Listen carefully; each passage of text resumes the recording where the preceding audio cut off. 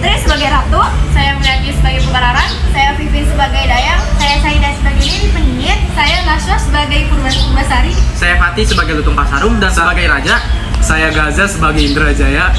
Selamat menyaksikan. Alkisah. Ada sebuah kerajaan di Pulau Jawa. Kerajaan itu dipimpin oleh seorang raja yang bernama Prapatapa Agung yang didampingi oleh seorang ratu cantik bernama Dwi Ayu.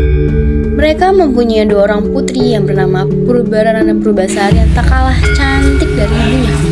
Pada suatu hari, untuk melepas penat, Prapatapa Agung berjalan-jalan bersama istri tercintanya. Benar, dari sini kami tetap berada di kerajaan. Astaga Raja, tolong, tolong, tolong.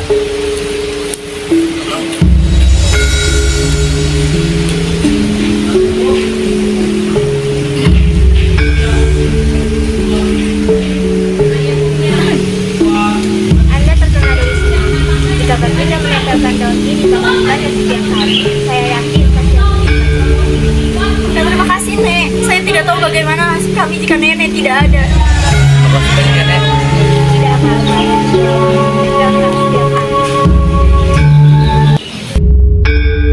Hari demi hari berlalu. Sejak kejadian Baginda Raja terjatuh di hutan, kesehatannya mulai menurun. Ia sering batuk dan tidak berselera makan. Umurnya yang tua juga menambah buruk kondisinya. Aku sudah tua. Sudah saatnya aku pergi. Tidak, jangan bicara begitu, suamiku. Tidak, istriku. Sudah saatnya aku turun tahta. Dan aku akan menyerahkan tahta ini kepada Purbasari. Apa? Aku adalah putri sulung. Kenapa ayah memilihnya? Ya, Ayahanda, seharusnya Purbarara yang menjadi penerusmu. Tidak. Keputusan sudah bulat. Tapi ayah, hentikan. Kalian tidak melihat ayah kalian sekarang. Keluar dari ruangan ini sekarang. Purbararang beserta tunangannya Indrajaya merasa kesal karena keputusan Prapatapa Agung yang menurut mereka tidak adil. Hal tersebut menyulut kemarahan di antara keduanya. Setelah berpikir panjang, Purbararang menemukan sebuah rencana untuk mengembalikannya ke posisi yang ia inginkan. Itu permasalahan kecil. Kau tahu, tidak ada yang tidak bisa kulakukan. Tapi kau pun juga tahu aku punya harga, bukan? Cih, ini cukup untuk menutup permasalahan. Baiklah. Ada motor. Selang beberapa hari, Nini si penyihir berusaha untuk menyelinap ke dalam kamar Purbasari. Saat ia berhasil, Nini langsung melancarkan rencananya untuk mencelakai Purbasari, yaitu dengan menumpahkan bubuk racun di kasur Purbasari. Keesokan harinya, kerajaan dihebohkan oleh putri Purbasari yang tak lagi berparas cantik. Kulit tangan, kaki, bahkan wajahnya penuh dengan Baginda, rakyat mengeluhkan keputusanmu memilih Purbasari sebagai pewaris tahtamu. Baginda, bagaimana ini? Apa yang terjadi dengan anakku? Ayahanda, Purbasari tidak pantas menjadi ratu. Apakah Ayahanda ingin mengecewakan rakyat? Kau benar, putriku. Dayang, tolong kau antarkan Purbasari ke pengasingan. Purbasari dan Dayangnya pergi dari istana menuju hutan tempat pengasingan. Dayang begitu berat melepaskan Purbasari, namun Tita Raja mengharuskan mengantar Purbasari ke tempat itu. Lama setelah mereka berjalan-jalan, akhirnya mereka menemukan sebuah gubuk di tengah hutan. Setelah itu, barulah Dayang melepas Purbasari. Perginya Dayang menandai bahwa Purbasari harus tinggal sendiri dalam pengasingannya. Suatu hari, ketika Purbasari duduk di depan gubuknya, dia melihat seekor lutung yang muncul dari semak-semak. Mengapa kau?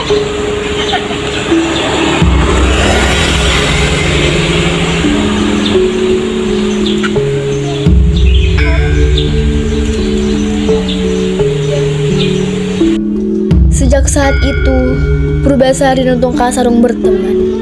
Lutung Kasarung kini tahu kenapa seorang putri kerajaan ada di tengah hutan sendirian. Lutung prihatin akan keadaan Purbasari. Ia menjadi sangat perhatian pada Purbasari.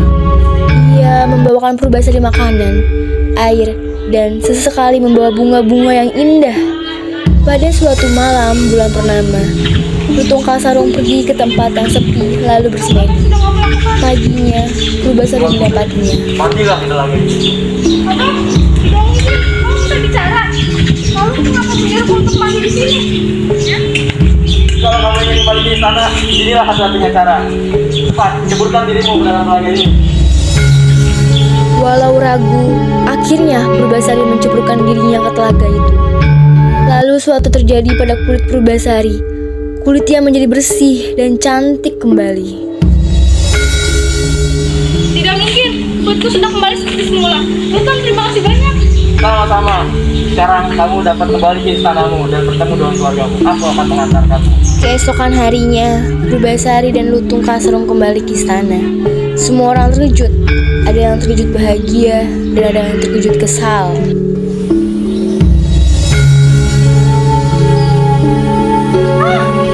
Putri Purbasari telah kembali Baginda Raja, Baginda Ratu. Astaga, bagaimana ini bisa terjadi?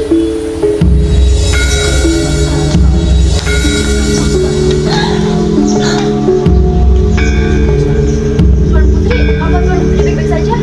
Apa Tuan Putri lupa? Syukurlah, Tuan Putri kembali dengan cepat. Saya pikir saya tidak akan bertemu Tuan Putri lagi. Ya udah ya, langsung baik-baik saja. Ini semua berkat untuk kasar. Purbasari, Baginda, tidak mungkin. Ini tidak mungkin terjadi. Ayahanda sudah berkata kepadamu. Baiklah, aku tidak berubah. Purbasari menyanggupi tantangan dari kakaknya, Purbarara. Berbagai kompetisi ia jalani. Mereka seri. Tibalah kompetisi terakhir, yakni kompetisi mengenai tunangan siapa yang paling tampan di antara mereka tampan di berdua. kerajaan ini. Bagaimana ini? Aku tunangannya. Apa? Lutung. Tidak mungkin. Jika seperti itu, sudah tentu siapa pun. Tunggu sebentar. Lutung Kasarung tiba-tiba bersemedi. Ia berdoa agar dirinya dapat menjadi tandingan Indrajaya. Dan tanpa disangka-sangka, Lutung Kasarung berubah menjadi seorang pria tampan. Aku adalah pangeran dari kerajaan Subang. tampan Aku daripada didukung karena Indrajaya. kesombonganku. Tetapi aku sudah belajar dari kesalahanku.